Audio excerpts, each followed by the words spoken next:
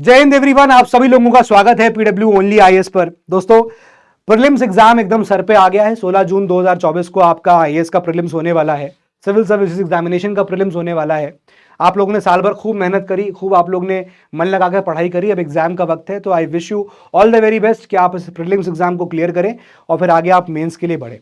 लेकिन आज मैं आप लोगों के लिए एक सवाल यहां पर लेके आया हूं। मेरा मानना यह है कि जब भी कोई भी एस्पिरेंट अगर सिविल सर्विसेज एग्जामिनेशन की तैयारी करने जा रहा है तो उसके दिमाग में ना एक सवाल बिल्कुल क्लियर होना चाहिए, बिल्कुल क्लियर, कोई शक शुबा नहीं होना चाहिए कि आप आईएएस बनना क्यों चाहते हो। आप प्रिपरेशन स्टार्ट कर रहे हो, आपको पता होना चाहिए कि आप क्यों आईएएस बनना चाहते हो। आपका ये जो वर्ड है ना, क्यों, ये एकदम आपको क्रिस्टल क्लियर होना चाहिए। क्यों मैं ऐसा क्यों बोल रहा हूं? मैं इसलिए ऐसा बोल रहा हूं कि जब आपके पास कोई चीज की वजह होगी तो आप उस चीज को अटेन करने में, उस चीज को अचीव करने के लिए आप जी जान लगाएंगे। आपको मकसद पता है कि क्या मुझे करना है।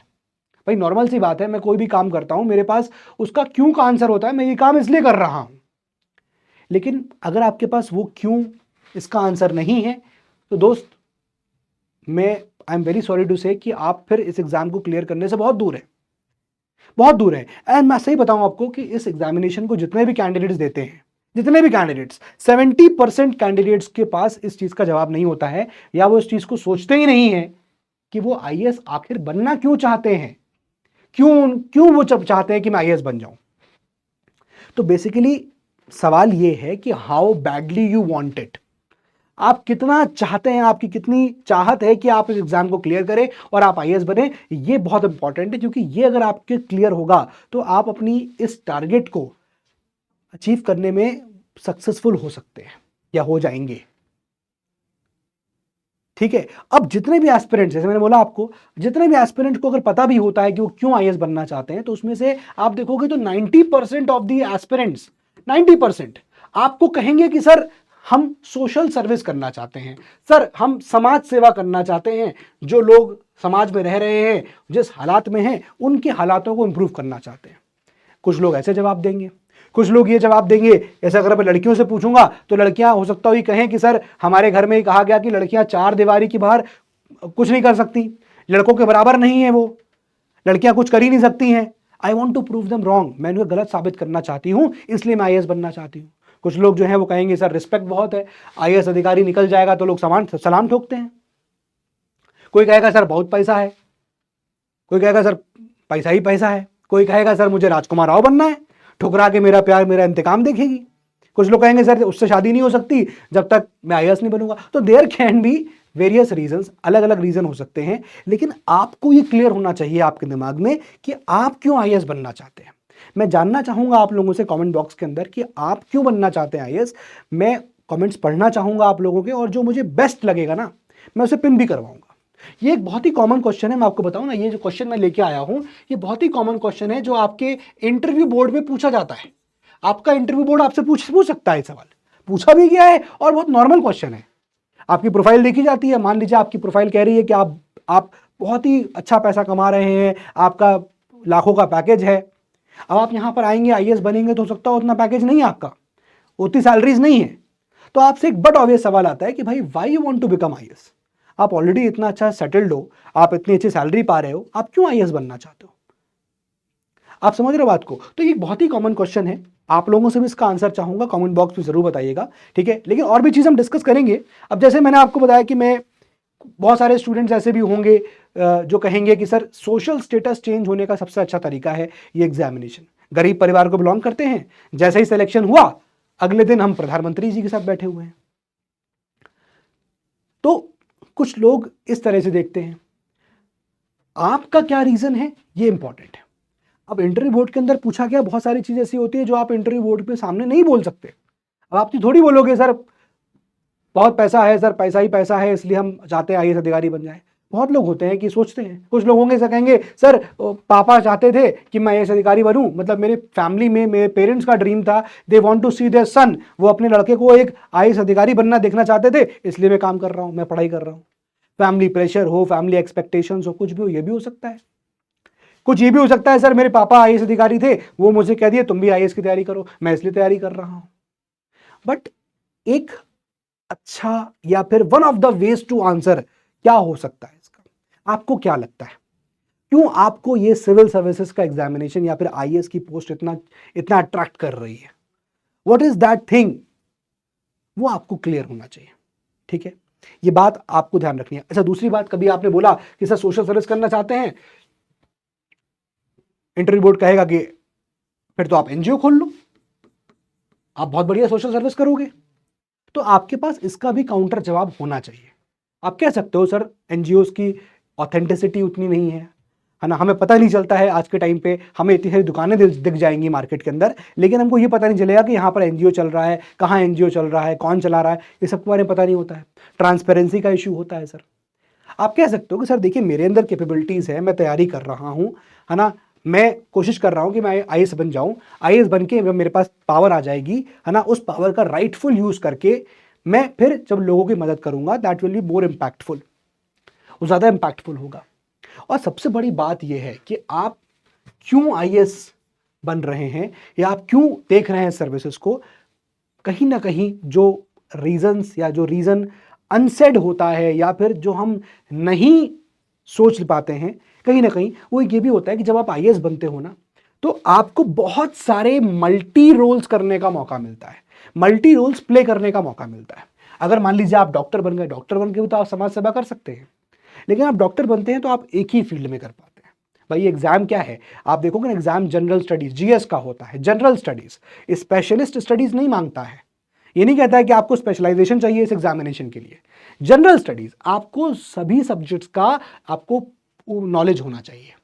You want a general study person, आप समझ रहे हो? तो जब आप उस एग्जाम को क्लियर करते हो तो आपको बहुत सारे एस्पेक्ट्स की नॉलेज होती है। आप समझिए, आप ये चीज प्रीलिम्स में कर रहे हो, आप ये चीज मेंस में कर रहे हो, लेकिन आप इसका जवाब नहीं दे पा रहे हो। आप जब इतने सारे वाइडर सब एस्पेक्ट्स को पढ़ के आ रहे हो तो बट ऑब्वियस सी बात है कि आपकी इतनी वाइड नॉलेज हम वाइड वाइड एस्पेक्ट्स में इस्तेमाल कर पाए। तो आपका सबसे इंपॉर्टेंट चीज तो ये हो जाता है कि आपका एक मल्टी जो रोल है वो हम देखने को मिलता है हमको एज एन आईएएस ऑफिसर।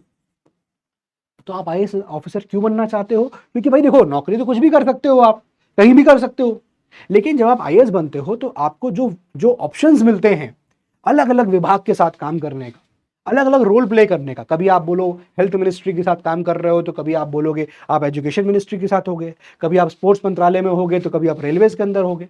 आपको डिफरेंट डिफरेंट रोल प्ले करने का मौका मिलेगा। आपकी डिफरेंट डिफरेंट नॉलेजेस जो हैं, जो आपने आपने अचीव करी हैं या आपने पढ़ा है, आप वो बना पाए हैं, आप उसका इस्तेमाल अलग अलग क्षेत्र में कर सकते हो।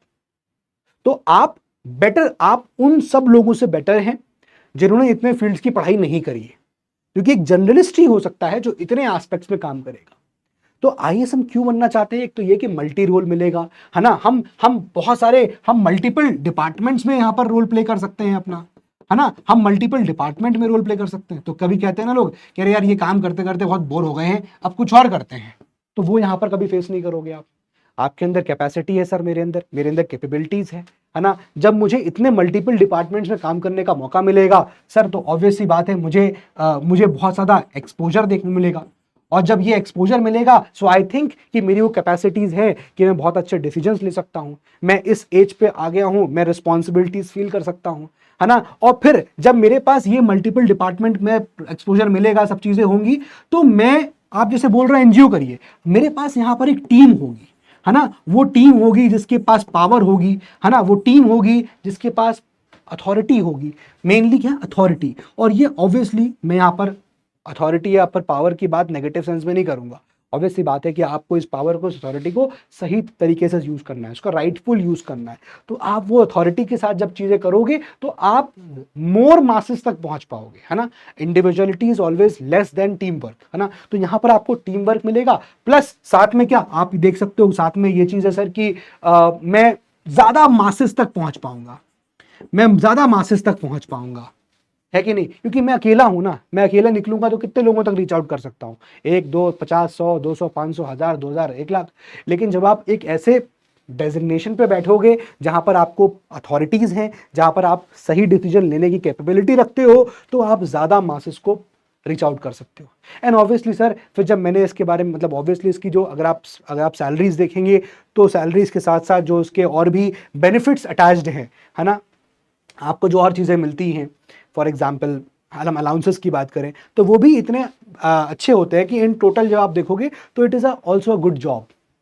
तो आप इस तरह से चीज़ों को पोर्ट्रे कर सकते हो, है ना। ज़रूरी थोड़ी है कि आप बोलोगे पैसा ही चाहिए, ऐसा ही चाहिए, मतलब this is one of the ways. I am not saying कि this is the only way, या फिर आप इस चीज़ को ऐसे देख लो, ऐसे ही करो, है ना। तो ये कुछ यहाँ पर एक सबसे इंपॉर्टेंट चीज़ें हैं। और भी चीज़ें आप बोल सकते हो, जैसे फॉर एग्जाम्पल अगर आप किसी एक पर्टिकुलर, भाई देखो मैंने शुरू करी, मैंने तैयारी स्टार्ट करी थी तो मेरे अपने रीजंस हो सकते हैं, है ना। हर किसी की अपनी स्टोरी है, किसी कोई एक सेट आंसर नहीं है इसका, हर किसी की अपनी स्टोरी है। फॉर एग्जाम्पल जैसे मान लीजिए कोई एक बहुत ही गरीब परिवार से आया है, अब वो गरीब परिवार से आया है, उसने वहाँ की प्रॉब्लम्स को देखा हुआ है, ठीक है। तो वो कह सकता है कि भाई सर मैंने, जब मैं ऐसा था, है ना, मैंने देखा कि मेरे पिताजी ऐसा फेस करते थे, तो मेरे अंदर वो चीज़ थी कि मैं I want to make this different, मैं इसे अलग करना चाहता हूँ, है ना। ये सब चीज़ें हो सकती हैं, क्योंकि जब मैं बनूंगा आईएएस और जब मैं इन चीज़ों में उतरूंगा तो I can well understand the problems. अगर मान लो कोई एक आदमी है जिसने उन प्रॉब्लम्स को कभी देखा ही नहीं है, और एक है जिसने देखा हुआ है, तो ऑब्वियस सी बात है जिसने देखा होगा वो उस प्रॉब्लम को ज़्यादा बेटर तरीके से एड्रेस कर सकता है। तो आप कभी इस तरह की चीज़ें भी बोल सकते हो। कभी आप देखो, हर किसी का कोई ना कोई आइडल भी होता है कि सर मैंने उनको देखा था, मेरे एक जो एक है, मेरे एक नोन में है, एक दोस्त है, दोस्त के कोई रिलेटिव्स है, मैंने उनको देखा कि उस तरह से जब वो मतलब इस तरह से वो काम करते हैं, मुझे बड़ा इंप्रेसिव लगा, तो मुझे वहाँ से आइडिया आया, या मुझे वहाँ से लगा कि नहीं, I will also prepare for IAS. जरूरी थोड़ी है कि आप हमेशा गंदगी दिखाओ पहले कि भैया ये कीचड़ है, इस कीचड़ को साफ करने उतरना चाहता हूं मैं। अरे कुछ अच्छा पार्ट भी हो सकता है ना। मैं जिस शहर में रहता हूं वहां पर महोत्सव लगा था। अब जब मैं महोत्सव गया तो उस महोत्सव में डीएम साहब सबसे आगे बैठते हैं, मैं देखा कमिश्नर साहब सबसे आगे बैठते हैं, मैंने देखा कि सब लोग आते हैं तो उनके लिए एकदम वाहवाही हो जाती है। वो चीज़ मुझे इंप्रेस कर गई, मैं इसलिए बनना चाहता हूँ या बनना चाहती हूँ, है ना। जैसे कई मैं भी देखा करता था, मैं भी छोटा करता था, तो मैंने भी देखा कि अरे एम्बेसडर से डीएम साहब निकल रहे हैं, अंदर बैठे हैं, वाइट सीटें हैं, वाइट कर्टन्स लगे हुए हैं, अखबार पढ़ रहे हैं, निकल रहे हैं, बड़ा अपील करता था। तो there can be various reasons, but मेरा कुल मिला के पॉइंट ये है आप लोगों से कि आप लोगों को ये एकदम क्रिस्टल क्लियर होना चाहिए that why you want to become an IAS. बस पॉइंट ध्यान रखिएगा कि मैं जो कहना चाह रहा हूं कि आपको आंसर आइडियलिस्टिक नहीं देना है, आपके आंसर आइडियलिस्टिक नहीं होने चाहिए, रादर आपके आंसर बहुत ही रियलिस्टिक नेचर में होने चाहिए, है ना। आप अपनी किसी भी स्टोरीज, हो सकता हो आप कुछ चीजों से इंप्रेस हुए हो सकता हो आप कोई चीजों से बहुत ज्यादा मूव हुए हो, शॉक्ड हुए हो, that is why you decided, तो वो आपके रीजंस होने चाहिए। बहुत ऐसा नहीं है आप, भाई बहुत स्टूडेंट्स ये करते हैं, मैं इसलिए ऐसा बोल रहा हूं कि वो ऑलरेडी किसी चीज से परेशानी में थे बचपने में, है ना। उनके मैं देखे, मैंने प्रोफाइल्स की, बहुत बचपना बहुत खराब बीता है उनका, ठीक है। लेकिन अब जब इंटरव्यू पैनल पहुंच रहे हैं तो वहां डर रहे हैं कि क्या बोले, तो बोल देते हैं सोशल सर्विस, समाज सेवा करनी है, हम इसलिए आईएएस अधिकारी बन रहे हैं। अरे भाई ये तो एक ऐसी फीचर है ना जो नाम के साथ अटैच्ड है, लेकिन आप बनना क्यों चाहते हो, क्योंकि तो आपको ये तो मैंडेटरी है, जब आप घुसोगे सर्विस के अंदर तो करना ही पड़ेगा, इसमें क्या बता रहे हो।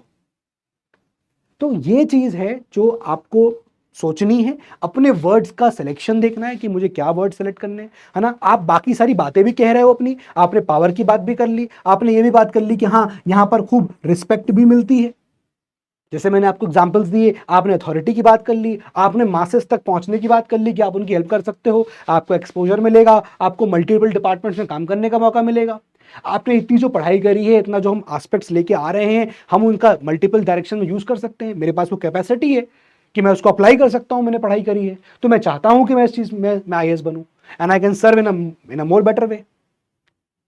ये कुछ यहाँ पर एस्पेक्ट, कुछ तरीके ये हैं जहां पर आप ऐसे बोल सकते हो। बट मैं डेफिनेटली आप लोगों की कहानी जानना चाहूंगा कि आप लोग क्यों आईएएस बनना चाहते हो, आप लोग ने तैयारी करी इतने टाइम, या तैयारी करना शुरू करना चाह रहे हो, तो आप क्या सोच के तैयारी करना शुरू करना चाहते हो, आप क्या सोच रहे हो कि मैं इसलिए आईएएस बनना चाहता हूं, मैं क्यों सिविल सर्विसेज एग्जामिनेशन देना चाहता हूं, what is your reason to prepare, to start preparing for this exam, ये आपको मुझे कमेंट बॉक्स में बताना है, ठीक है। तो चलिए फिर मुलाकात होती है अपने अगले सेशन में। That's all for today from my side. पढ़ाई करिए, मेहनत करिए। जय हिंद, जय भारत।